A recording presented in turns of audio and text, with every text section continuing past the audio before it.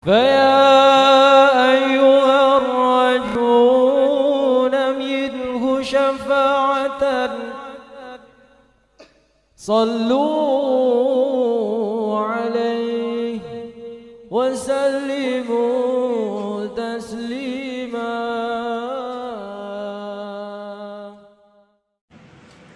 Alhamdulillahirabbil alamin.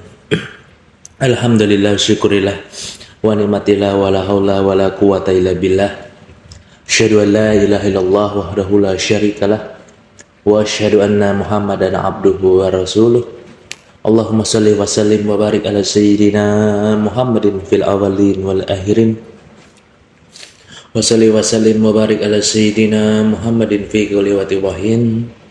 Wa salli wa sallim wa barik ala sayyidina Muhammadin fil mala'il ala yaumiddin. Subhanaka la ilma lana illa ma 'allamtana innaka antal alimul hakim. Rabbi shrah sadri wa yassir amri wahlul 'uqdatam min lisani yafqahu qawli. Ala ya'lamu man khalaqa wa huwa latiful khabir. Kasyafna anka ghita'aka babasaraka yaumal hadid. Amma ba'du, usikum wa nafsih bitaqwallahi faqad fazal muttaqun. Bapak, Ibu, saudara-saudari yang dimuliakan oleh Allah Subhanahu wa taala, marilah kita sama-sama memanjatkan puji syukur kepada Allah Subhanahu wa taala atas limpahan nikmat Islam, iman, wabil khusus ihsan dan sehat afiat, baik agama kita, akhirat kita, dunia kita, harta benda kita, dan keluarga kita, serta salawat dan salam semoga tercurah kepada Nabi besar Muhammad Sallallahu Alaihi Wasallam beserta para sahabatnya yang agung, beserta para ahli baitnya yang dicintainya, khususnya kita umat yang masih mau mengaji pada malam hari ini. Amin ya rabbal alamin. Saudara-saudari yang dimuliakan oleh Allah Subhanahu wa taala, tak lupa juga kita berterima kasih kepada guru-guru kita, wabil khusus guru-guru agama yang telah bimbing kita pelan-pelan, yang dimana dulunya kita tidak tahu, sehingga kita dibimbing di jalan cahaya oleh Allah Subhanahu wa taala berkah lewat guru kita. Semoga beliau yang mengajar dan kita yang diajar diampuni segala dosa-dosanya, dihapuskan segala hilaf-hilafnya, amal ibadah kita diterima oleh Allah Subhanahu wa taala nanti di yaumil akhir. Amin ya rabbal alamin. Saudara-saudari yang dimuliakan oleh Allah Subhanahu wa taala, alhamdulillahirabbil alamin. Pada malam hari ini kita masih mengaji kembali kitab Al-Hikam karya Syekh Ibnu Athaillah Sekendari rahimahullahu taala, yang dimana beliau ingin ngajarin kita pelan-pelan tentang tauhid kepada Allah Subhanahu wa taala.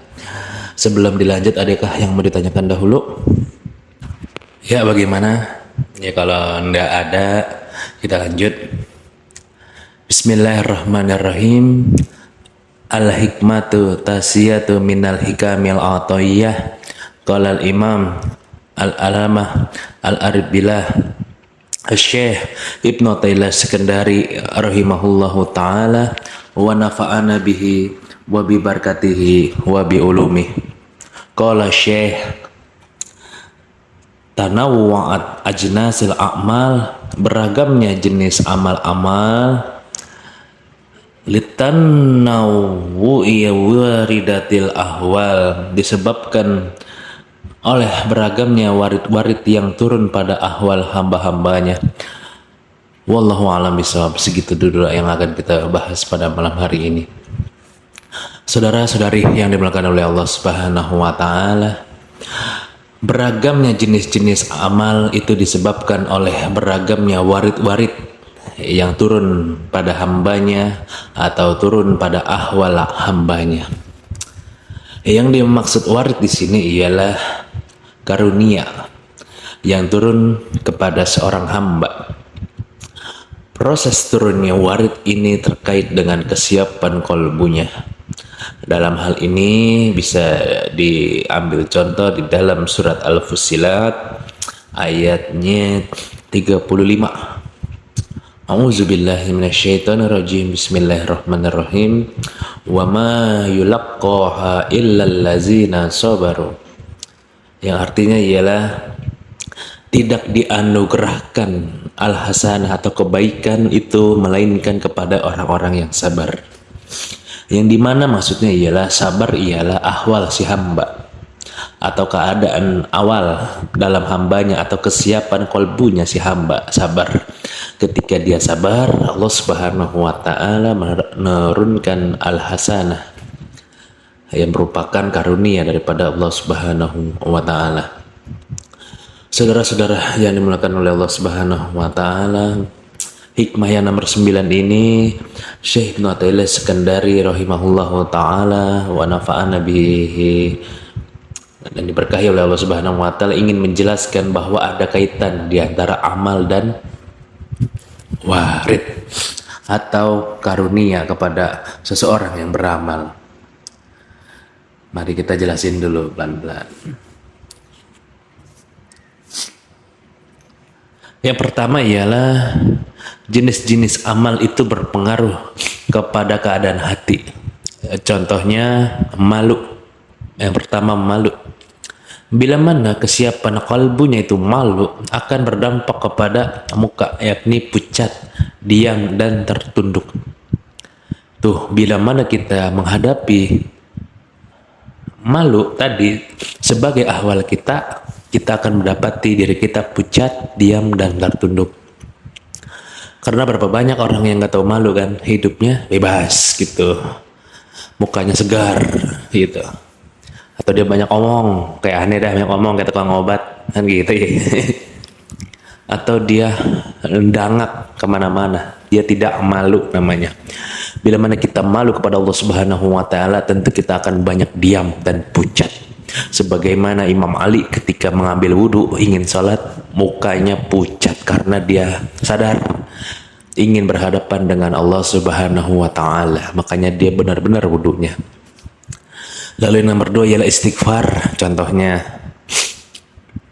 bila mana ahwal istighfar, tentu akan dia mengalami yang dimana disebut menyesal.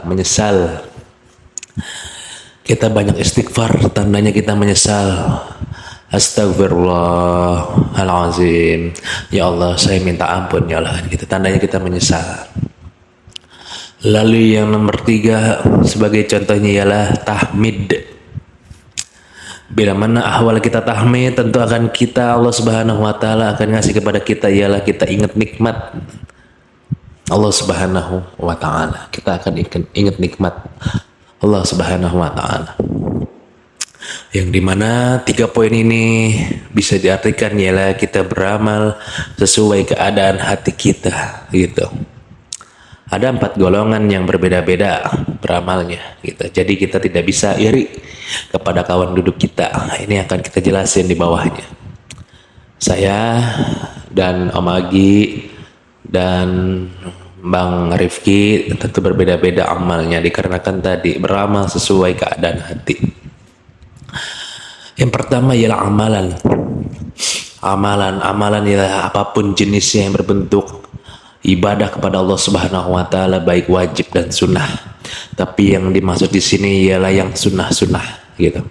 Kalau yang wajib-wajib itu namanya kefarduan yang sudah pasti tidak boleh ditinggalkan gitu. Karena kebanyakan kita banyak yang beramal sunnah, zikir-zikir, tapi yang wajib ditinggalkan.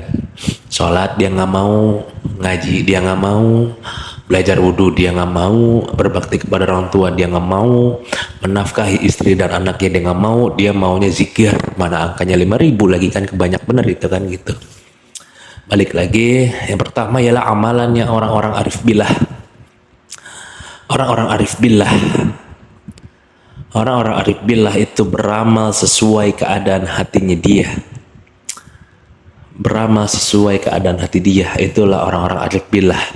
Siapa itu contohnya? Yakni Fudail bin Iyad. Ketika Fudail bin Iyad melaksanakan ibadah haji dan dia melakukan wukuf, tidak terdengar zikir atau doa di dalam dirinya atau di dirinya.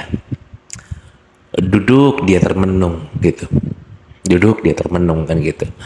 Biasa kan kita mengucapkan subhanallah, alhamdulillah, wala ilaha illallah, wallahu akbar, wala haula wala quwata illa billahil aliyil azim, atau doa yang lainnya.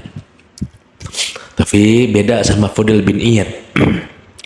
Fudail bin Iyad duduk termenung lama sekali.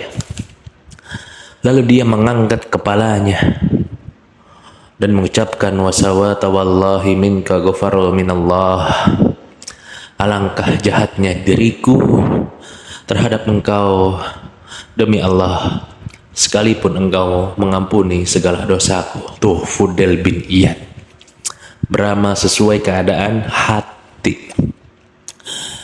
Saudara-saudara yang dimuliakan oleh Allah Subhanahu wa taala, Fudail bin Iyad ialah maha guru di dalam tasawuf, yang dimana beliau mencapai tingkatan derajat muhakkikin atau yang benar, yang dimana ilmu-ilmu beliau sangat berpengaruh di dalam kehidupan kita.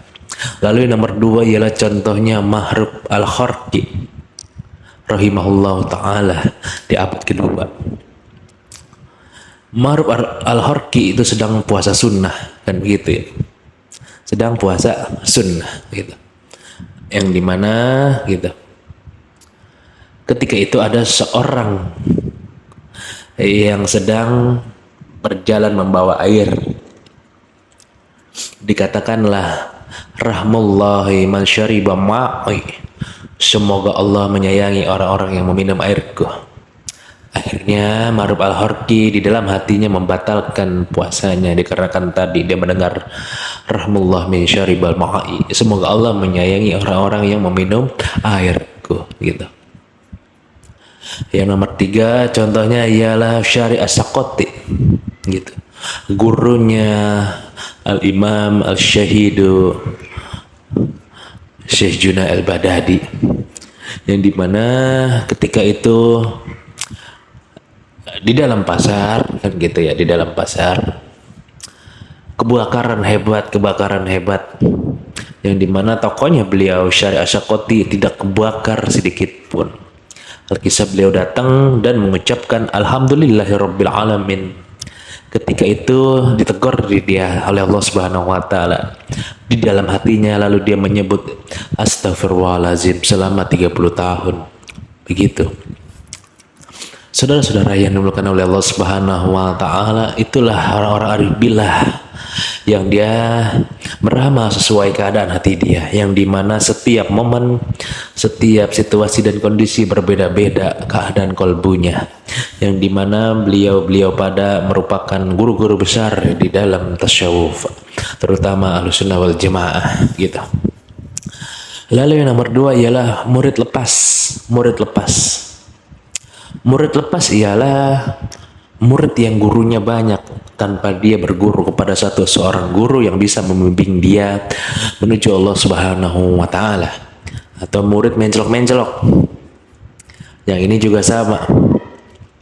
Murid mencelok-mencelok ialah dia berguru kepada guru A, berguru kepada guru B, berguru kepada guru C. Masih dia menjalani perjalanan yang dimana dia masih berguru atau disebut murid lepas, yang dimana dia juga beramal sesuai keadaan hati gitu. Dia tidak boleh ikut amalan-amalan guru-gurunya, dia masih harus sesuai keadaan hatinya gitu. Bila mana dia mengikuti amalan gurunya, tentu akan berakibat pecahnya tuh hati. Yang dimaksud pecah ialah salingnya bertabrakan. Kok guru fulan bilang A, guru fulan bilang B. Waduh, ini bingung tuh, dia bingung tuh. Itulah banyak dari kita nih yang kadang suka bingung dalam beramal, padahal dia harus tahu makom-makom itu berbeda-beda. Yang nomor tiga ialah murid khusus di bawah pengawasan gurunya. Dia beramal sesuai perintah guru. Dia beramal sesuai perintah guru, yang dimana ketika gurunya mengatakan A, dia menjalani dengan tawadu, menjalani dengan sungguh-sungguh, menjalani dengan keridoan. Yang dimaksud menjalani sini bukan menjalani ibadah aneh-aneh, tidak. Ibadah fardu memang sudah harus dijalani yang wajib. Tapi ibadah sunnah misalnya zikirnya 1500 itu namanya sunnah. Lalu tingkatan nomor 4 ialah orang-orang umum yang tidak ada pikiran sama sekali untuk ma'rifat kepada Allah Subhanahu wa taala. Nggak ada lagi pikiran untuk mengenal Allah Subhanahu wa taala. Untuk golongan ini, golongan umum, dia harus beramal dengan hadis-hadis Nabi besar Muhammad sallallahu alaihi wasallam. Gitu. Bacalah subhanallah 33, alhamdulillah 33, Allahu akbar 33, lalu la haula wala quwwata illa billahil aliyyil azim 1 kali gitu. Jadi dia harus beramal sesuai hadis Nabi. Bila mana ngacak yang umum maunya jadi khusus, yang khusus mau jadi lepas, yang lepas maunya jadi umum, dia akan tersesat. Dia tidak akan menemui Allah Subhanahu wa taala dikarenakan dia melanggar SOP yang dibuat oleh guru-guru kita, terutama Syekh Ibnu Taimiyah Sekandari ini gitu. Gimana saudara, ada yang bertanyakan dulu, dipersilahkan gitu. Ngajinya santai dah gitu. Santai-santai ngajinya gitu.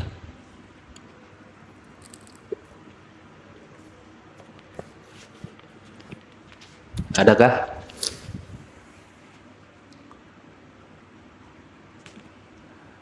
Kalau ada kita lanjut. Murid lepas itu dibaganin lagi. Murid lepas itu tanpa bimbingan guru ialah ada 2 poinnya. Yang pertama ialah kawan duduk menasihati perkara agama. Kawan duduk menasihati perkara agama. Yang dinamakan kawan duduk ialah entah si A menasihati si B atau si B menasihati si A gitu. Jadi sama-sama menasihati. Bila mana hilang satu berarti dia bukan murid lepas, tandanya dia umum gitu. Tandanya dia umum dikarenakan dia tadi tidak mempunyai kawan duduk. Yang nomor 2 ialah melihat manusia tidak baik nih. Umpamanya dia melihat manusia tidak baik lalu dia sadar dalam hatinya, aku juga begitu gitu. Ketika dia ada melihat manusia tukang bohong, terutama yang mana ikut ngaji lagi kan gini orangnya di sini, tukang bohong gitu, dia sadar dalam hatinya, saya juga begitu. Alhamdulillah Rabbil Alamin, Allah Subhanahu wa taala tidak pernah membuka aibku aja gitu. Tidak pernah membuka aibku aja. Bila mana Allah Subhanahu wa taala membuka aibku, mungkin aku sama kayak dia kan gitu ya. Saudara-saudara yang dimulakan oleh Allah Subhanahu wa taala, baru nanti ada lagi.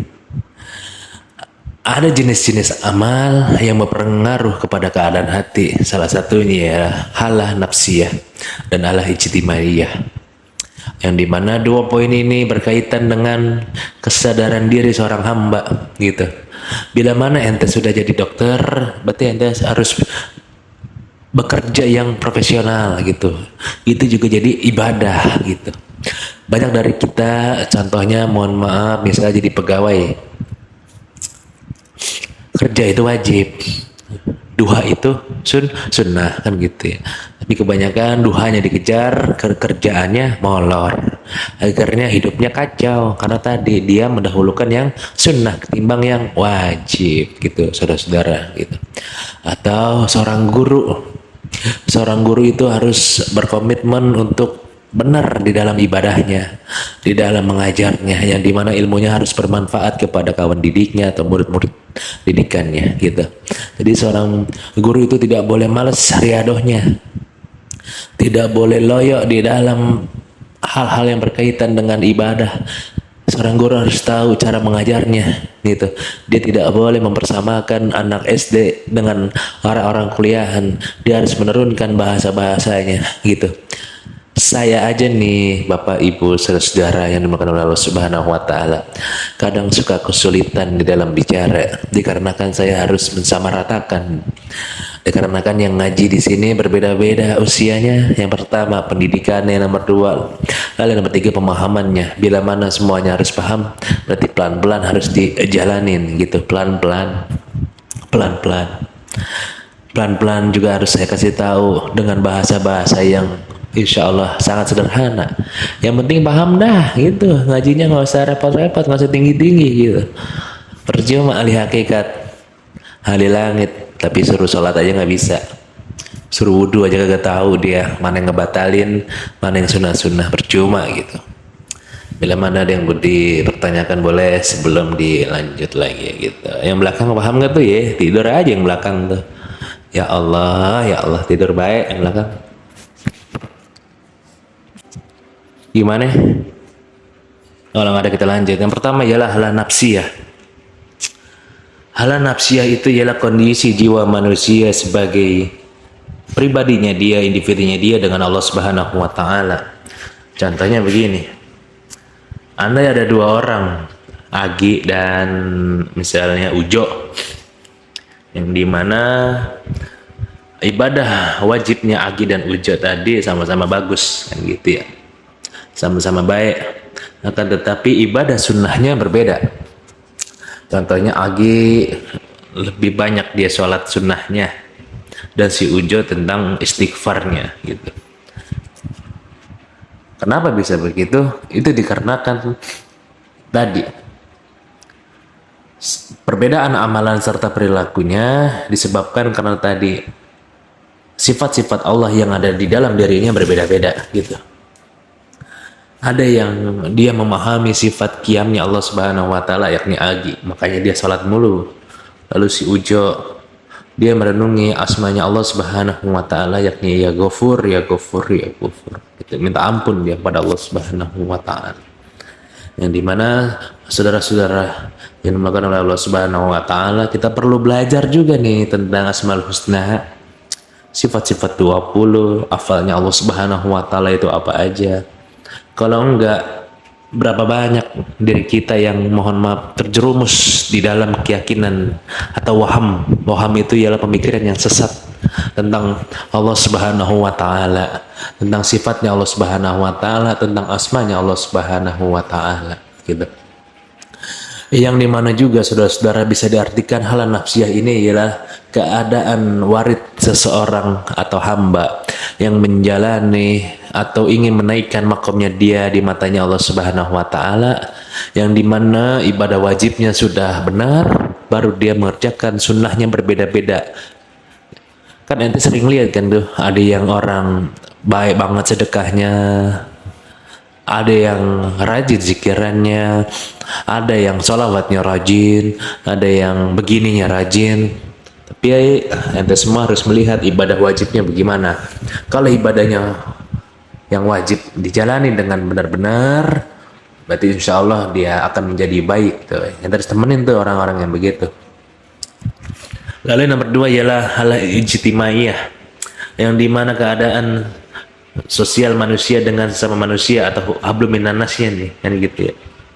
Banyak dari kita misalnya ada seorang pemuda yang belum kawin, maka ia tidak mempunyai tanggung jawab atas dirinya, kan gitu.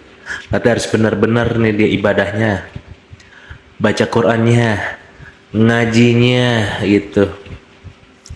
Di samping itu dunianya dikejar, belajar yang benar supaya menjadi orang sukses, kaya dan beragama suatu saat. Tapi coba lihat zaman sekarang, anak mudanya laganya kayak pensiunan, kayak gitu ya, mau di rumah, rebahan, duit banyak, nggak bisa. Di sini ada orangnya, mana kan gitu ya. Kecuali seorang pemuda tadi udah nikah, udah punya keluarga, maka dia tanggung jawabnya ganda gitu, buat dirinya dia dan buat anak-anaknya gitu. Tapi saudara-saudara yang dimulakan oleh Allah Subhanahu wa taala, banyak dari kita buat dirinya sih oke, tapi buat keluarganya pelitnya minta ampun gitu. Buat dirinya buat mancing gitu, buat beli tasbih, buat beli minyak wangi yang goib-goib, dia ada aja duitnya tuh. Tapi giliran buat keluarganya, buat nyenengin, buat makan bakso, dibilang katanya jangan kayak orang-orang makan bakso mulu gitu. Padahal dia alasan aja tuh, kan gitu. Lalu seorang suami juga harus berkewajiban kerja nih. Di sini ada kan yang nggak kerja nih, yang duduk-duduk doang sambil ngarep duit dari langit turun gitu, nggak boleh. Apalagi minta-minta nggak boleh gitu. Kita harus sadar diri. Ini kan udah dijelasin tuh di hikmah nomor 2. Makom kita asbab alpa tajarid gitu. Atau orang yang kerja-kerja di kantor nih, iya nang sunnah dikejar mulu tapi yang wajib tidak dijalankan gitu. Saudara-saudara yang dimuliakan oleh Allah Subhanahu wa taala, bila mana kita tidak paham gini-ginian, yang seharusnya ibadah memberi pahala bisa menjadi celaka gitu. Karena apa? Karena tadi kita tidak tahu, karena kita tidak mengerti bagaimana cara memposisikan diri kita terhadap Allah Subhanahu wa taala dan juga terhadap manusia gitu. Saudara-saudara yang dimuliakan oleh Allah Subhanahu wa taala, lalu bisa dapat disimpulkan. Yang pertama boleh tulis tuh, kita tulis dulu ya. Yang pertama ialah kita tidak berhak untuk orang arif billah murid mengikuti amalan kita. Jangan gitu. Amalannya ulama-ulama besar itu sangat berat, sangat dahsyat. Yang dimana murid jangan ngikutin, jangan. Yang nomor dua ialah jangan suka mengkritik amalan orang lain. Nomor dua. Banyak dari kita suka mengkritik amalan orang lain gitu. Misalnya si fulan senang sedekah, kita kritik. Sedekah mulu lo tapi percuma, jarang sholawat, jarang zikir. Nah, nggak boleh tuh begitu. Karena tadi kita sudah belajar al-hikam ini, apalagi pasal ini yang dimana tadi kesiapan kolbunya hamba tadi ya mohon maaf mungkin berkaitan dengan sedekah gitu. Banyak dari kita sudah ngaji tinggi-tinggi tapi suka mengkritik amalan orang lain. Kita menjadi juri syariat, menjadi juri marifat, menjadi juri hakikat, atau menjadi juri tarikat gitu. Bila mana nggak ada yang mau di-sharing atau ditanyakan, alafu minkum, wallahu a'lam bishawab, wabillahi taufiq wal hidayah, wassalamualaikum warahmatullahi wabarakatuh.